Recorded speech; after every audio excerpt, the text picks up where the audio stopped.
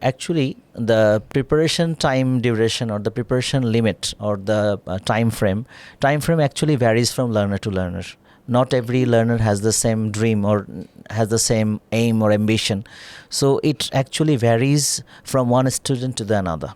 But the actual or the general time frame, normally students come here to complete their IELTS. Normally we see that they have commonly 4 months or 3 months or 5 months, even 6 months can be also available. So I think if students want to achieve their desired score in IELTS, he or she needs to keep in mind that I have enough time. Dedication. You want to say the dedication and passion for that. If they have thing. dedication, if they have passion, and if they have proper strategic guideline and plan, which we provide here in our classes, because like I have already said that we can get a lot of information through YouTubes or through internet, but what if you don't apply those into your proper practice? So after watching YouTube is not enough. He or she has to come to us, to our centers. Not to our center, he can go any center to in do IELTS it in an accurate way. in an accurate way or in a more professional way, because without